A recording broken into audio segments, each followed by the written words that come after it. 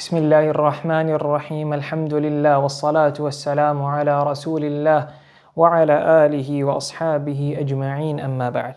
So tonight inshallah we'll continue the محظورات of Ihram. Basically we did all of them except one the other day, and then we will complete then the fidya. We will complete the fidya. So the final mahzur of Ihram that we didn't mention in the last lesson, that was that it is haram for a person in Ihram for marriage to occur for a person in Ihram. Whether the person is the husband in Ihram or wife, or the wali of the girl, or the wakil of one of them. For all four, it is haram. There's no fidya, but the marriage will be invalid. The marriage will not even occur. It will be as if it's not there. That's number one. Number two, things that lead up to the marriage, like proposal, like connected to the marriage, like being a witness at such a nikah, is makruh. To be a witness at a nikah is makruh for somebody in ihram. And number three, taking your wife back, raj'a, that is permissible, because that is not nikah, that is as if you reinstating something that was there, reinstating the marriage. So that is permissible. That is not part of the mahdurat of ihram. Then the Shaykh says, وَأَمَّا فِدْيَةُ الْأَذَى. So the Shaykh then goes on to mention fidyatul adha. We mentioned this term in the previous lesson. Fidyatul adha, the term fidyatul adha, what is referred to is a fidya for something. Adha means like harm. So it's what Allah says in the Quran, فَمَنْ كَانَ مِنْكُمْ مَرِيضًا أَوْ بِهِ أَذًى مِنْ رَأْسِهِ فَفِدْيَةٌ. That whoever has some adha, some harm in his head while he's in ihram, فَفِدْيَةٌ, then he has to give the fidya. So if he has something that's affecting him like lice, or he has like a wound in his head, so it's going to harm him, so now he has to remove his hair. So now to remove his hair, that will be falling into the mahzur of ihram. Therefore there will be fidya. Now this is an excuse, so therefore no sin, but you have to give the fidya. So then Allah says, فَفِدْيَةٌ مِّن صِيَامٍ أَوْ صَدَقَةٍ أَوْ نُسُكٍ. Allah then said this is the fidya, and Rasulullah sallallahu alayhi wasallam as well explained what is the fidya in the hadith of Ka'b bin Ujra. What is the fidya? So therefore it's called fidyatul adha. It's referring to three things. Right? Either you feed, the Shaykh is going to mention it, you feed 6 poor people. Number two, you slaughter an animal. We'll mention the fiqh now to it. Or number three, you fast for 3 days. And fasting these 3 days, they do not have to be consecutive. Now, fidyatul adha. You have the choice of doing one of these three. You can do any one of these three. When it comes to fidyatul adha, then the fuqaha, the way they phrase it is interesting. But we're going to mention now, when it comes to the place where you have to give out this fidya, the fuqaha mention the rule to it, and some of them mention it in qaida form. Now, when it comes to it, where this fidya has to be given, along with any fidya, we're going to mention it now. When it comes to feeding or animal, slaughtering the animal, that's going to be one rule. Number two, fasting. Connected to fasting is not part of the fidya, but it's one of the actions of nusuk, which is shaving the hair. So these two, shaving the hair or trimming the hair, along with fasting, it can happen anywhere.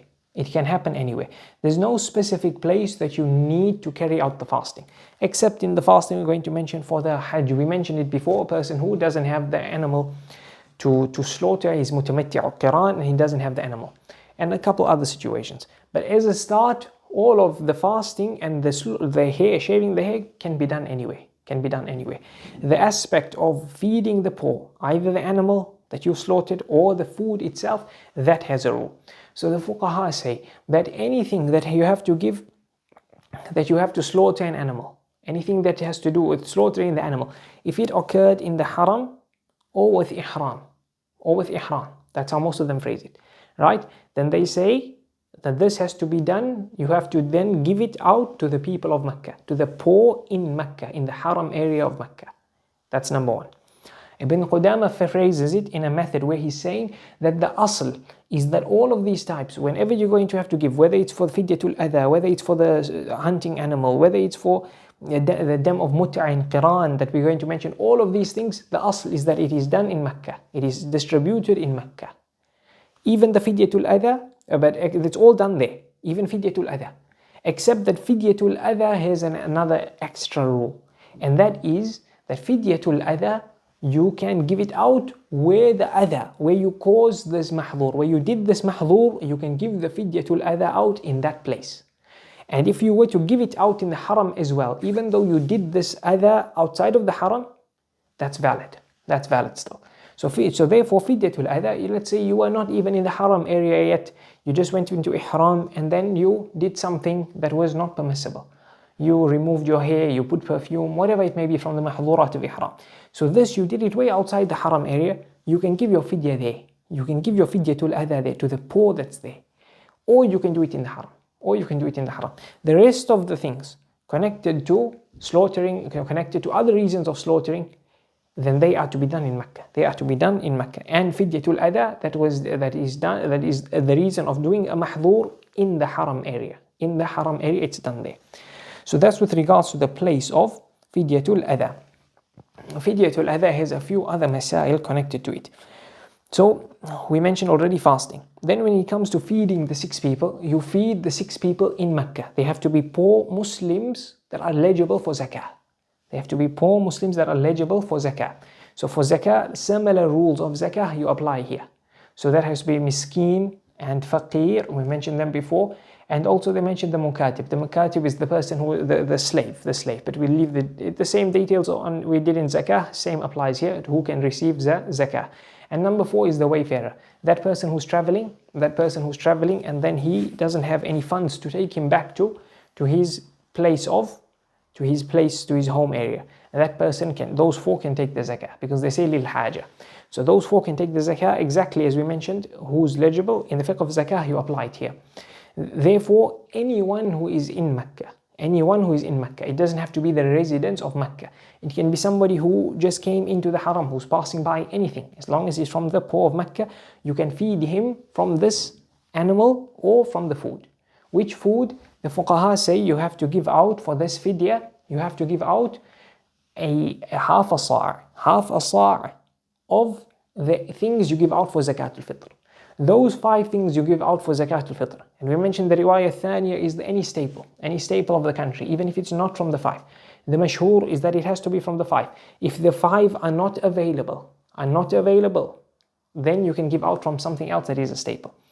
And some of the mashayikh we mentioned in zakah have included that some of the 5, they're available, but they're as good as not available, in the sense that people don't really eat this. Then you don't need to give from the 5. The mashhur is you have to give from the 5. But we mentioned the riwayah thaniya is you can give anything that's a staple for the people. So you give a nisf sa', half a sa'. So we mentioned the amount of a sa', everything in that zakah lesson, exactly with those amounts, half of the sa'. So we said the sa' max is around 3 kgs. So you say 1.5. And if you were to give from wheat, you give half of that. So 750 grams of wheat you give to each of the poor. You give to each of these 6 poor. That's with regards to feeding the poor. Then when it comes to the last one, and that is slaughtering a sheep. So the fuqaha say, for all of these that we're going to mention, where we say slaughter a sheep, it is those rules that we mentioned before in udhiyah, and we'll mention in the next lesson of udhiyah, in terms of age, in terms of defects in the animal, etc. All of those rules apply as well to this animal here. So the animal that you're going to slaughter is that one that's eligible to be slaughtered for udhiyah. That's the rule. So you can slaughter a sheep, right? Or a goat, the age, etc. Exactly what we mentioned in udhiyah. So that's number 2. Number 3, you can slaughter in place of a sheep or in place of a goat a 1/7 of a cow or a 1/7 of a camel. So you can do a 1/7 of either of them. But the fuqaha say if you were to get a 1/7 of a camel or of a cow, then the whole thing should go as in charity. So you want to do a seventh, but you slaughtered the whole animal. So the whole animal you should give out in charity. But some of the Sheikh Yusuf, Marra ibn Yusuf al-Karmi, mentions a very good point, and he says that we can apply this rule if the person owns the animal. If he owns the animal.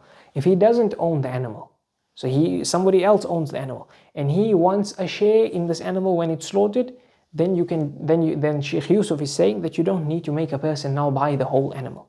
Compared to if he already owns the animal and he's going to slaughter it, then we'd say give the whole animal in charity. Then the whole thing becomes wajib.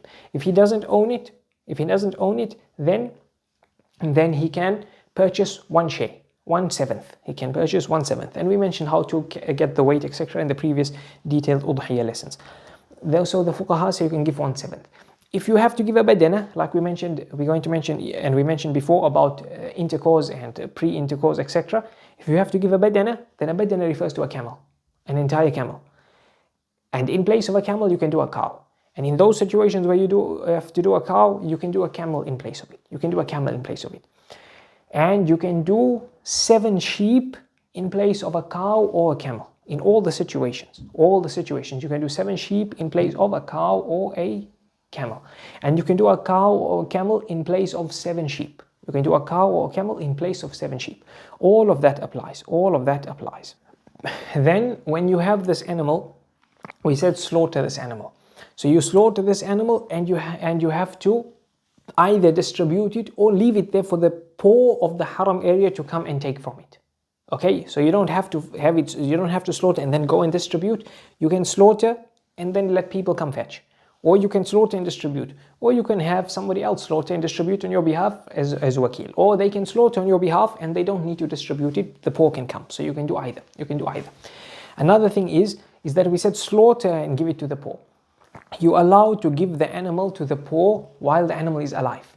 And then they slaughter it. But they have to slaughter it. So if they don't slaughter it, they want it alive and they're going to sell it, for example, then you have to take it back to slaughter it and give and then distribute it.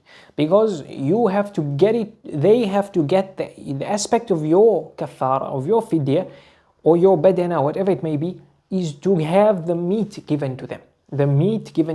So whether that's done because you've slaughtered it or they've slaughtered it, doesn't matter. The point is the animal ends up slaughtered. So if it's not slaughtered, then there's an issue. So then you have to take the animal back to slaughter it and then the meat. They can fetch or you can give out. Or number 2, one is they don't want to slaughter it.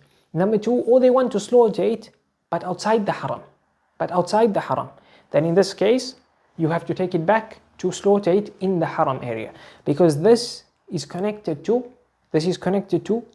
your ihram or the haram area, unless obviously you've done the mahdhur outside of the haram area and then you slaughtered it there, and then you can slaughter it there, then the same rules will apply for that situation, meaning in the area, or if they don't want to slaughter, etc. The rule apply that we said in the haram to the area that you have done the mahdhur in and you want to give your animal in. So that's with regards to the animal that you're going to give out for fidyatul adha. That's with regards to that. So the Shaykh says, the first thing that you have to give fidyatul adha for is covering your head. The second thing is to wear that thing which envelopes your body part, either it itself or because you've tied something that now makes it envelope. You put a rope on it, a pin on it, etc. We mentioned it in the last dars. Or a female covering her face. In a situation where she shouldn't be covering her face. Right? That will all be fidyatul adha. She'd have to give fidyatul adha. The exception, not exception, but a female, we didn't mention it in the last lesson, she's allowed to wear jewelry in her ihram. And a male, he's also allowed to wear a ring in ihram. And he's also allowed to wear a watch in ihram. All of those things are fine and permissible and no fidya or anything, okay? They're also allowed to transact while in ihram. But they should try and avoid things that would cause them to lose focus of the main thing. So the transaction should be a sideline thing. Chatting should be a sideline thing. They should focus on the objective that they are in ihram and umrah, etc. and what the whole situation they are in. The next thing that is fidyatul adha is if a female wears gloves. The Shaykh says she wears gloves. Then if they, male or female, wears perfume, then they have to give fidya. We mentioned all of these details in the previous lesson. The fuqaha say, if a person, in fact we'll mention it just now, then the Shaykh says that in these situations, then you have the choice. You have the choice to give the fidya of fasting 3 days, or feeding 6 people, or dhabh shah, or slaughtering the animal, as we mentioned. So the Shaykh mentions these few things connected to fidyatul adha. There's a few other things that have to do with fidyatul adha. Number one, we mentioned it before, and that is if you have intercourse in umrah, before shaving your hair, before cutting your hair, while you are still in ihram, then you have to give fidyatul adha. Fidyatul adha, either of these three. Also in hajj, if you were to have intercourse after the first tahallul, then the fidyatul adha would apply to you. The fidyatul adha would apply to you. And if you were to release mani through looking at something that of the opposite sex that attracted you, and you released mani, so only mani, not madhi, we said nothing, and if you release nothing, then there's no penalty on madhi with looking, or if you just looked, there'd be no penalty. But if you released mani with one look, right? Because 2 looks and more, we said badana. 1 look is also fidyatul adha. Or you sexually aroused, touched your spouse or the opposite gender, and you didn't release mani. You released madi or nothing, then you have to give fidyatul adha. Or you released mani and it was after the first tahallul. With touching the opposite gender, with touching yourself, masturbation, or with those are the things basically. And those things similar to what we mentioned in the previous lesson. If I'm forgetting one of them, it all applies here. Then, so before the first tahallul, for those things, if you release mani, it would be badana. After the first tahallul, if you released mani, it would be fidyatul adha. No mani after the first tahallul, or before the first tahallul, fidyatul adha. Okay, that will be the difference with those rules there. So it's for those things that we mentioned that you have to give fidyatul adha. With regards to the fidyatul adha, these things that we mentioned, the fuqaha divide them into 2 categories. And there's a couple of rules connecting to these things. So the first thing is those things that we mentioned it before, and we said the qaida is those things that have itlaf. Itlaf means that you are destroying something. So those things where you are destroying, then there's a rule for those things. Number one, destroying, and connected to that, the second reason some of the fuqaha mention is those things that when they occur, you cannot fix it. Once it happened, it's happened. You cannot go back on it. So that refers to the following things. So if you cover your head, إذا غطى رأسه, or you wear something that envelopes your body part, or a female covers her face, or a female covers her face, or wears gloves, or you use perfume. These four, these things, there's no itlaf. You haven't destroyed anything. And also, you can fix the situation compared to the other things. So for what other things? If you killed an animal, the animal's gone. You can't fix it up, and you've killed an animal. Or you've removed hair, or you've removed your nail, you can't put your hair back, or you can't put your nail back, and you destroyed something. Your hair is gone, your nail is gone. So these other few, then they are second category. So in the first category, where there's no itlaf, those few things that I mentioned, 4, 5, 6 things that I mentioned, those things, if you were to do them forgetfully or ignorantly, or you were forced to do that. So generally the rules of forced, usually the fuqaha mention it outside of the usul books, they mention it in the chapter of talaq. We'll come to it in more details, but it's basically when you're forced with somebody who has power over you, he's wrongly forcing you, and he threatens you with your wealth, or harming you, or harming your children in a way that you know that his threat is real and he can affect it. Then that's where ikrah applies. This coerce a person, you're forced to do so. So those 3 situations, if you did any of these few that I mentioned first, where there's no itlaf, then it's overlooked.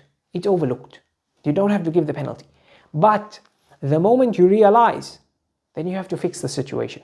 So the moment you realize that a female, she's covering her face because there's non-mahrams around her, then they gone and she didn't realize. She left her thing that she placed from the top of her head down. She didn't realize. And they gone. Then 10 minutes later she realizes. Then immediately she should lift it up. Immediately when she can, she should lift it up, and there's no penalty. There's no penalty. Or the person, he's in ihram, he's not in his cloths, so he's wearing normal clothes. And let's say he's in the plane and he's coming by the miqat. So now he's allowed to have the intention and go into ihram without the cloths on. But the cloths are mahdhur of ihram. So once the intention of going into ihram applies, then the mahdhurat apply to him. So then at that moment, he now should remove his clothing. He should remove his clothing. The fuqaha say specifically, he doesn't need to tear his clothing, but what that means is immediately he should now go and change his clothing. Immediately as he can. He's in the plane, it doesn't mean he changes on the spot, but he should now start taking his clothing out to go to the bathroom to change. If he delays, then penalty. Then there's a penalty. The same thing if a person didn't realize that his Umrah is not completed or Hajj is not complete. Let's say Umrah. So then he was told by a scholar that no, you still have to do something. Your sa'i was not valid, for example, yesterday. And he's wearing clothes, he's doing mahdhur of ihram. So now he has to go back to the hotel or wherever to change into the cloths to not make sure he's not wearing makhib. So now we don't say immediately take your clothes off. La, you have to go back to the hotel. But if you delay, or once you reach the hotel, you're delaying, then you have to give the penalty. So if you left immediately, took your clothes off immediately, without any unnecessary delay, then there's no fidya. The same thing with perfume. We mentioned the scholars say that it is sunnah to perfume your body, but not to perfume your clothing. Makruh to perfume your ihram, your clothes. If you perfume your clothes, you're allowed to wear it as long as you haven't taken it off. If you have taken it off, then it's haram for you to wear it without washing it, without taking the perfume off. The same thing if you applied perfume by mistake onto your body after ihram, or you touched something that would remain on your hand, on your body part from perfume, you didn't realize and you touched. Now, once you can, you have to remove it. So in this case, the fuqaha say that you can wash it off. You can wash it off even if you directly touch it. Even if you directly touch it, you can wash it off. So there'll be no fidya for intentionally touching the perfume in this case, because it's to remove, it's to fix the situation. But they say it's better if you don't touch directly, or you ask somebody who is not in ihram to help you. And you do it with water, if not then something else, if a cloth or something else, to remove the smell. That's the objective, to remove the smell. Then there would not be any penalty. Otherwise there would be the fidya. Which fidya? Fidyatul adha. Then category 2 where there is itlaf. So they say it's what? Removing your hair, removing your nails. They say intercourse as well. And also they include the pre-intercourse. All of those things that are pre-intercourse, they include it in itlaf. Along with the hunting animal. You can't shoot, if you shot the hunting animal ignorantly of the rule, we would say you still have to give the fidya. If you're ignorant of removing the hair, or you did it forgetfully, that's why the fuqaha say even if you were to scratch your head unintentionally, and the hair came out, one hair, you have to feed one person the same amounts, etc. And 2 hairs, 2 people, and 3, you have to give fidyatul adha. The riwayah thaniya allows forgetfulness and ignorance, etc. in all of the things, whether itlaf or not itlaf, they allow it in all. So that there's scope then on that opinion. Then the Shaykh says, وَإِذَا قَتَلَ الصَّيْدِ. If a muhrim kills صيد, if a muhrim kills something that is صيد. So therefore we say this jaza, it's called jaza here, the penalty is called jaza when it comes to hunting animals. Then it only applies once you've killed the animal. And when we say صيد, we mentioned the rules of what is صيد last time. So if a person were to kill a cat, for example, in the Haram area, in Mecca or Medina, in Medina there's no jaza, but in Mecca then there would be no jaza, because it's not something you eat. If they were to kill a rabbit, for example, then there'd be jaza, because a rabbit is something you eat, and it's actually, they deem it wild. They deem it from a wild animal naturally, even though you can make it domesticated. So it would just depend on the animal that you kill. So the point is killing. So if you kill this hunting animal, the fuqaha say, if the person in ihram killed the hunting animal, the muhrim himself, then this animal is as good as maytah. It's haram on everyone.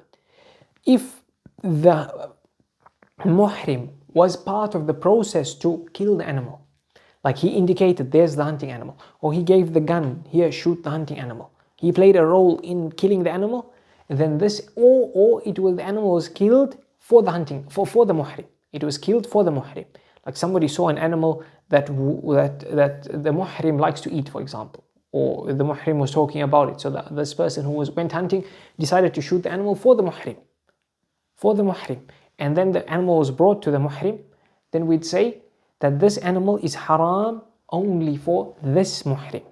Only for this muhrim. So when he plays a role, or it was killed for him, then it would be haram for him alone, not anyone else in ihram or anyone else outside of ihram. So وَإِذَا قَتَلَ الصَّيْدِ, if a person kills this animal, so it's these animals. Other animals or other insects, it's permissible to kill in ihram. We said those things that come to harm you or attack you, you can kill them. Other things, they call it baraghith. Baraghith are those kind of insects that basically they number one, they carry germs. Or number two, they sting, and their stinging can harm. Or number three, they sting a person. We said sting already, but they like bite, like a mosquito. It does like that. Or like flies, etc. They can carry germs, etc. These kind of insects, it's permissible to kill in ihram. It's permissible to kill in ihram. And those things that are naturally dangerous other than humans. So meaning their nature is that they are dangerous. It is sunnah to kill them. It is mustahab to kill them, whether they are attacking you or not. But the nature of such an animal or such an insect is that it would harm, it would kill, it would affect. Then it's to kill them. You can kill them. It would be sunnah to kill them in ihram or outside of ihram. So if you were to kill this sayd, this hunting animal in ihram, then you have a choice. Then we have two situations here. Here, the hunting animal, if it has a resemblance to a camel, or to a cow, or to a sheep, or a goat, one of those four animals, if it has a resemblance in its appearance, or some of its qualities, then there'd be a rule for it connected to this animal, one of those four that we said it has a similarity to. And in situation two, it doesn't have a similarity. So there's how do we know what has similarity? Here we say that either Rasulullah sallallahu alaihi wasallam mentioned the similarity, or the Sahaba mentioned them. And there's many of the animals that the Sahaba mentioned. It's mentioned in the longer books, not here, and because it's not too common a mas'ala, we won't mention it now. We'll mention it in the future, inshallah, when we come through those chapters and the books mention it. So basically, those animals that were mentioned, that came from the Sahaba, they said this animal resembles this one. For example, the dove or the pigeon resembles a sheep. They say, why? Because it puts its head in the water, and then it takes water, it sips water, but it swallows when its head is up. It puts its head up to swallow, like a sheep. So they say it has a resemblance to a sheep like this. Or a hyena. Rasulullah sallallahu alaihi wasallam said it is sayd, therefore he called it sayd, so it's not permissible for a muhrim to slaughter, to hunt it. And number two, he said a kabsh. It resembles a male ram. And that leads us to a qaida that all of those things Rasulullah sallallahu alaihi wasallam called hunting, they deem them hunting animals, it's halal to eat. And everything prohibited to kill is haram to eat. That's a qaida. We'll mention it in the chapter of food. Okay, therefore, those animals that have a similarity, number one. Number two, there's animals who don't have we mentioned the Sahaba mentioned. There's a second situation, and that is you take two trustworthy people, openly upright people. We call them adala. We mentioned some stipulations in the past. Two people who have knowledge of animals. They have knowledge of animals, and they know and be able to tell this animal resembles one of those four animals. Either in appearance, it has some similarities, or in the qualities. No, this specific, it does this and it resembles this of a sheep, of a goat, etc. Then we'd say it has a mithl, it has a similarity. Situation 2, the animal does not have a similarity. Then it will have the following rules. If the animal has a similarity, if it has a similarity, then you can slaughter that animal that has a similarity, right? And then distribute it to the poor. You can distribute it to the poor. And you don't have to, you have time. You don't have a specific limit when to slaughter the animal. You can do it at any time.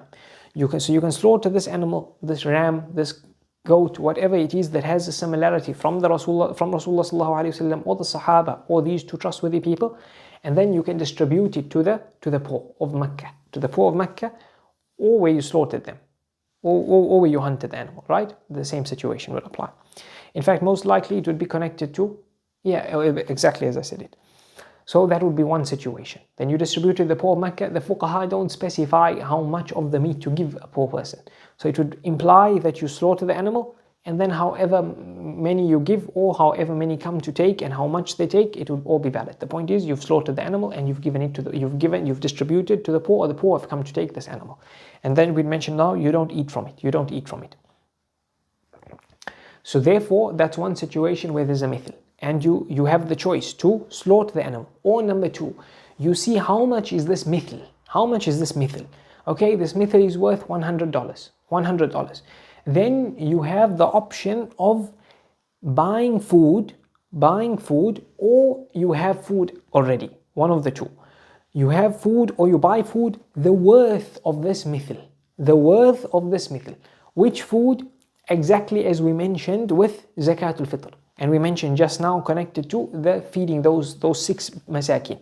That food and the same amount of food. So you see that $100. I can buy how much of food? I can buy how many half sa' or less than that, or half of the half sa' for the wheat. And you buy that amount and you distribute it to the poor. You distribute it to the poor. Right? That's situation 2. Situation 3 is that you see that's $100. How many half sa' can I buy of food?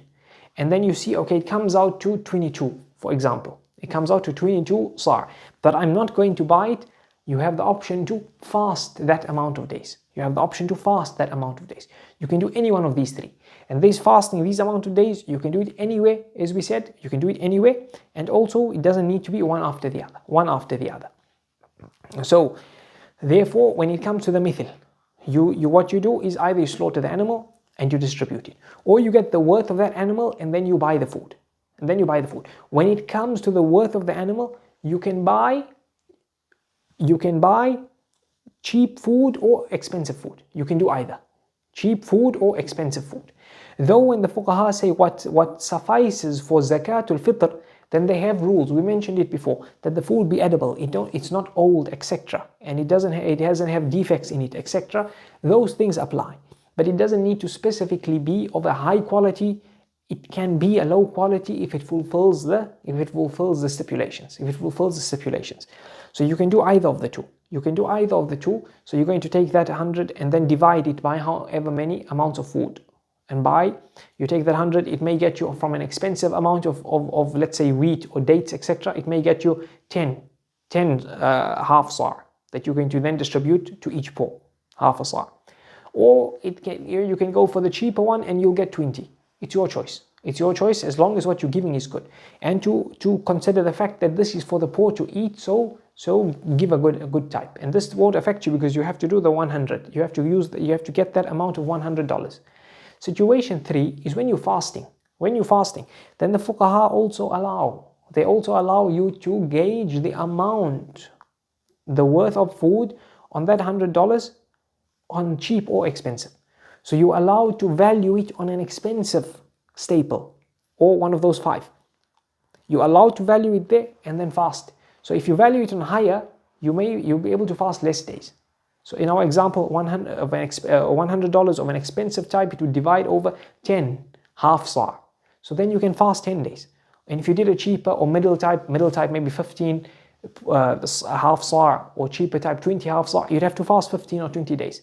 So here it's your choice what to do. You can do either of them.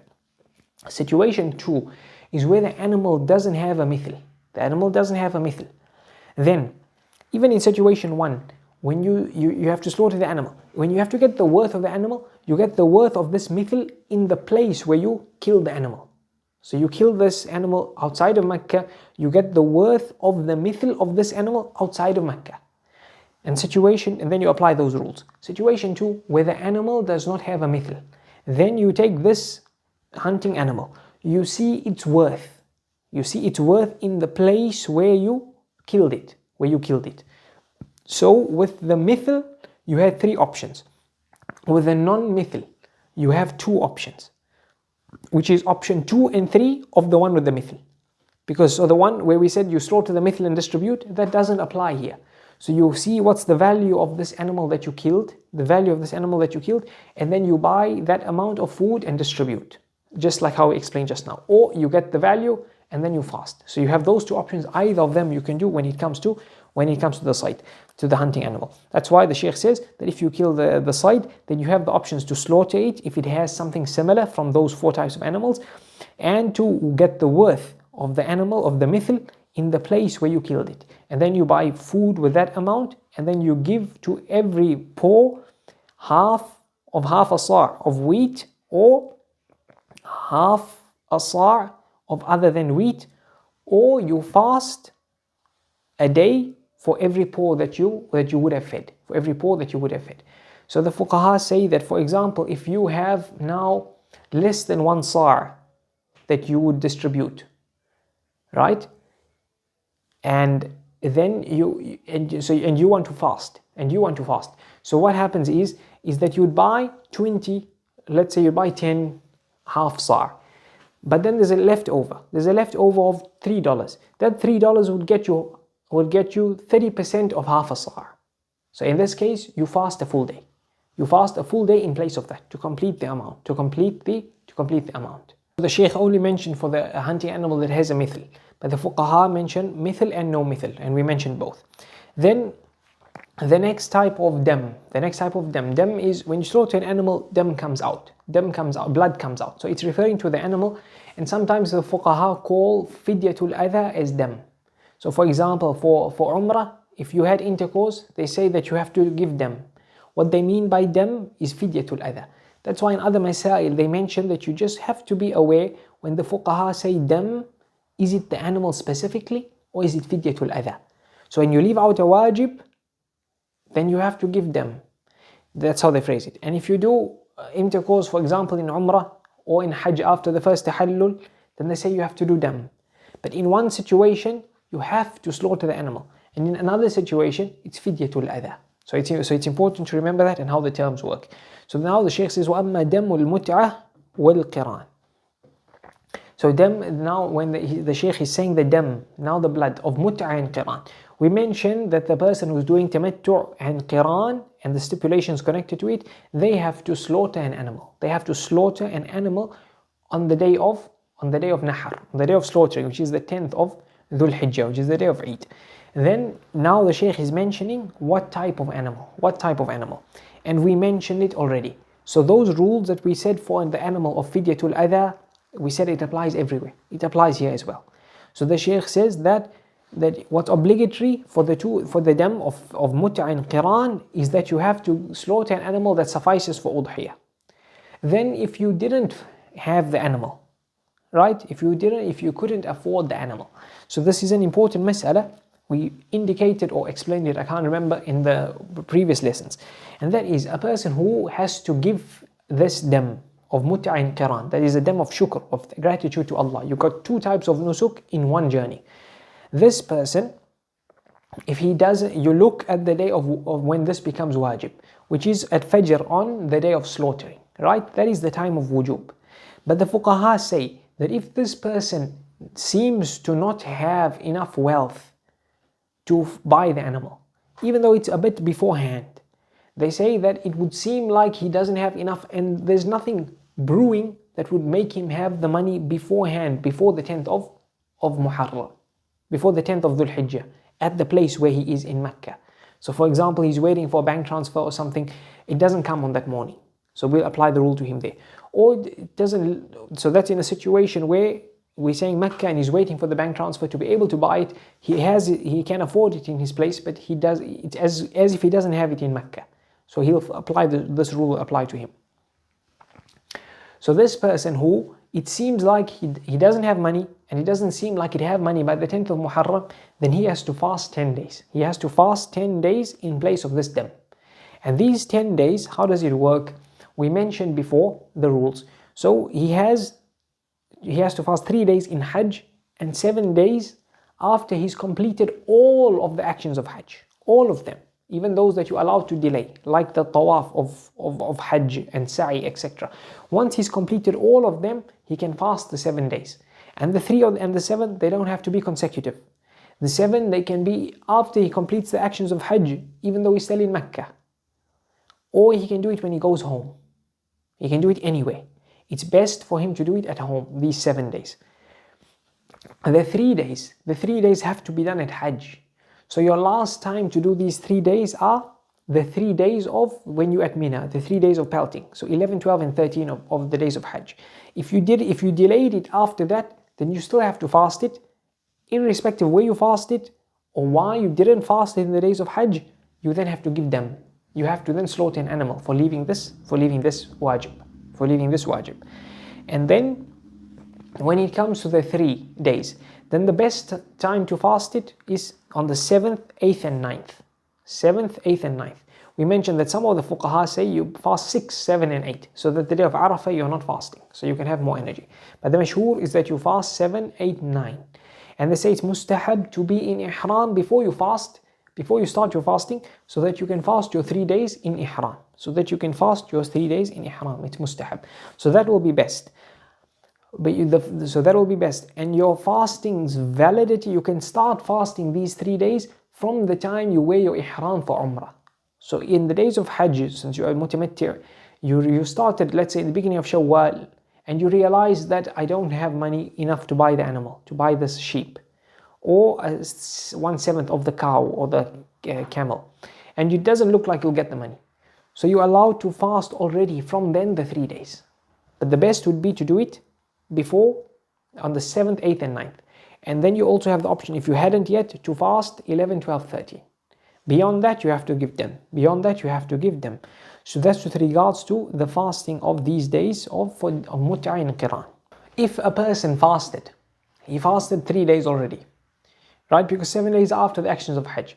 Then on the day of Wujub, on the day of Nahar, of slaughtering, he realizes he has money, he can afford it. His bank transfer came, or money came, a gift came, and he can now afford to slaughter the animal. What do we say to him? Because the qaida is that for kafarat and these similar things, you look at the waqt of wujub.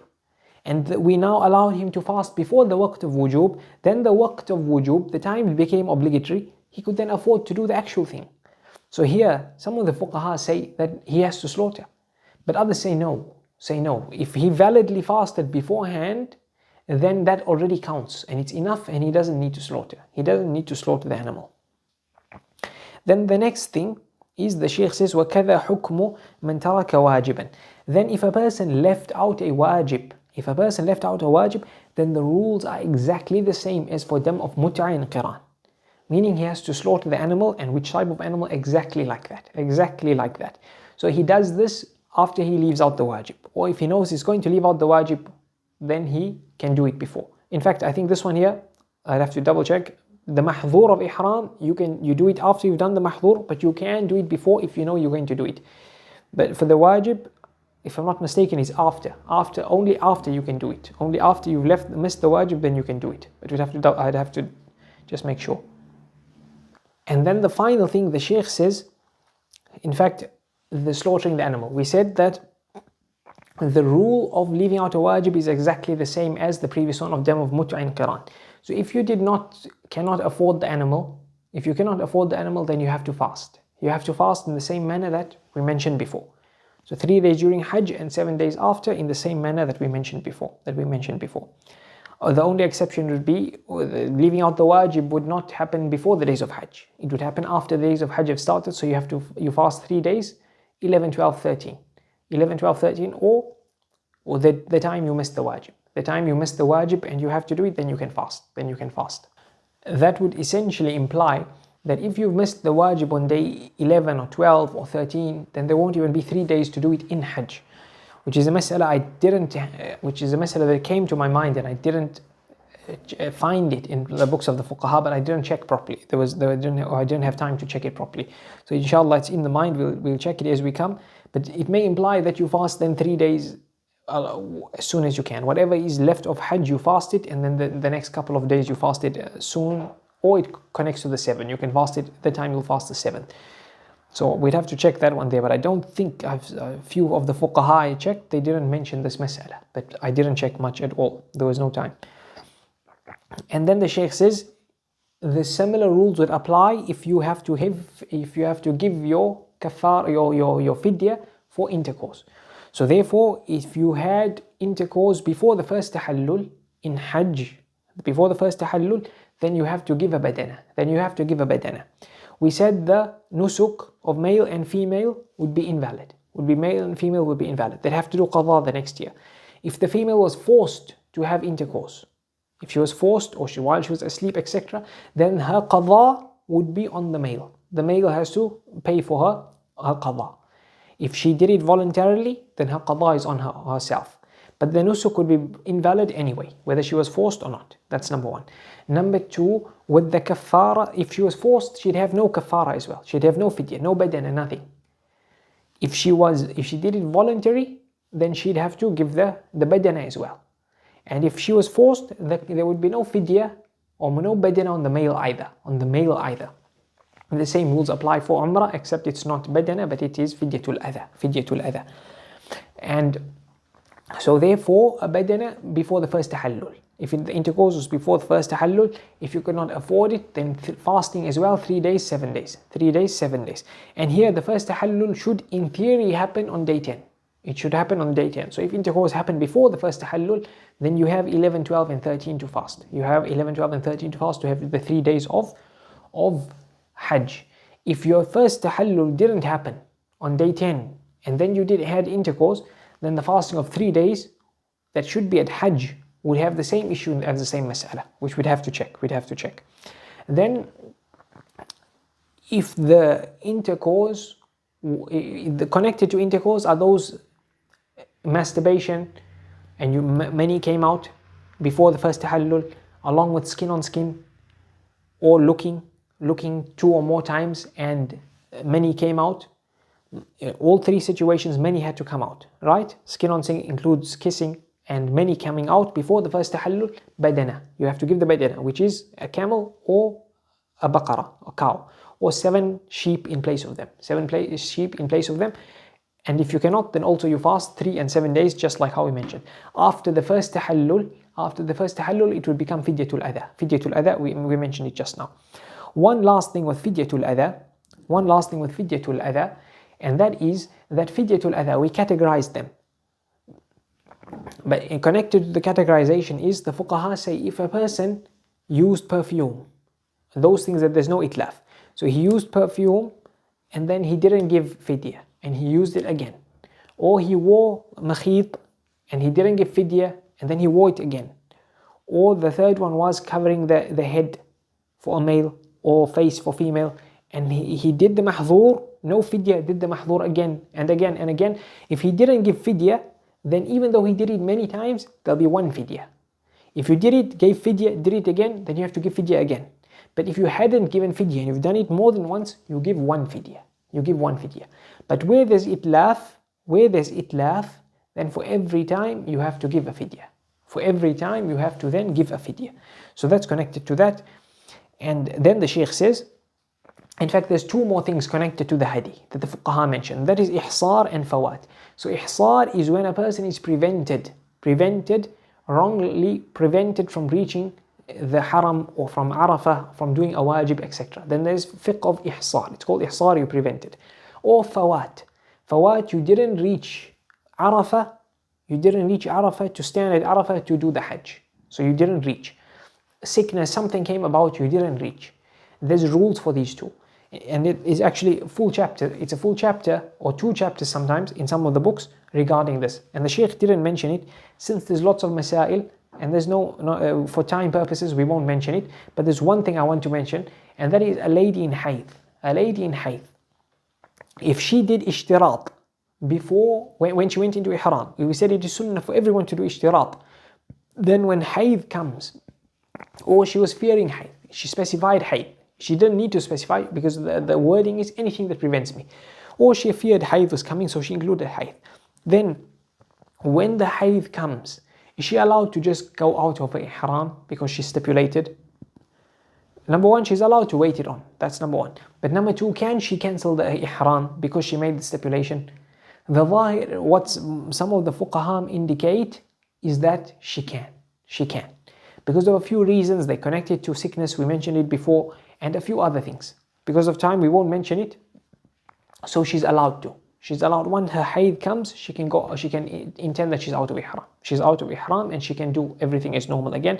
She won't need to complete her nusuk. She won't need to complete her umrah, hajj, etc. She can go out of it if she doesn't want to stay into ihram.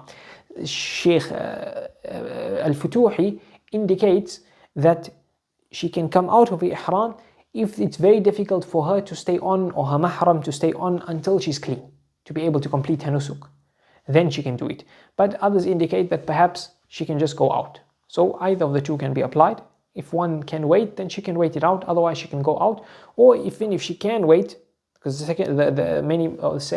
some indicate that even if she can wait, she's allowed to go out. So both of them are strong. She can do it. So that's important. There's other masail connected to a person not having a permit and he doesn't reach Arafah or something, what to do. That will count as fawat, etc. We'll mention it in the future, inshallah. So then the last thing, because we've covered it all, what the Shaykh already says, we've covered it. The Shaykh says every hadi.